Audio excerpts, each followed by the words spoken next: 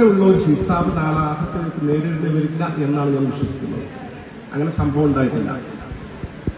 സ്ഥാനമാനങ്ങൾ എന്റെ ജീവിതത്തിൽ ഒരുപാട് സ്ഥാനങ്ങളിലേക്ക് ഞാൻ എത്തിയിട്ടുണ്ട്.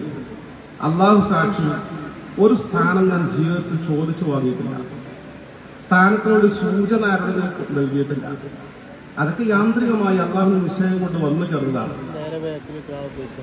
ഒരു കാര്യത്തിനെ തുടർന്നുകൂടെ ഞാൻ പറയുകയാണ്, എന്നെ കുറിച്ച് ആരോപണങ്ങൾ എഴുതുകയോ പ്രചരിപ്പിക്കുകയോ ചെയ്യുന്ന ആളുകൾ, ചില ആളുകൾ സാധാരണ നിങ്ങൾക്കുള്ള ആളുകളെ പുറത്തുള്ള ആളുകൾ ധാരാളം ആളുകൾ ഫോൺ ചെയ്യും, ഉസ്താദെ ഞാൻ ഉംറയ്ക്ക് പോവുകയാണ്, ഹജ്ജിന് പോവുകയാണ്, നിങ്ങളെക്കുറിച്ച് കുറെ വേണ്ടാത്ത എഴുതിയിട്ടുണ്ട്, പറഞ്ഞിട്ടുണ്ട്.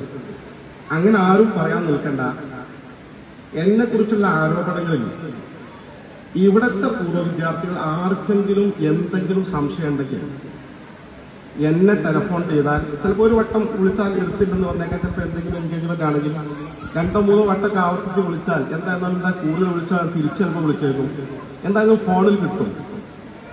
നേരിട്ട് ആ കാര്യങ്ങൾ സംശയ നിവാരണം നടത്തിയാൽ അതിന്റെ നിജസ്ഥിതി ഞാൻ നിങ്ങൾക്ക് ബോധ്യപ്പെടുത്താൻ തയ്യാറാണ്. കാരണം തെറ്റിദ്ധാരണ ഉണ്ടാകാം, തിരുത്തലാണ് ഇസ്ലാമിക അധ്യാപനം. അത് ചോദിച്ച് വാക്കുകുത്താതെ പറഞ്ഞതുപോലെ, അദ്മാക്ക് പറഞ്ഞതുപോലെ ചോദിച്ച് കാര്യങ്ങൾ നിജസ്ഥിതി ബോധ്യപ്പെടുത്തി തന്നിട്ട് നിങ്ങൾക്ക് ബോധ്യപ്പെട്ടില്ലെങ്കിൽ നിങ്ങൾ നല്ലവണ്ണം പറഞ്ഞോ എഴുതിക്കോ, നിങ്ങൾ ഞാൻ ഫ്രീ ആക്കി തരാം.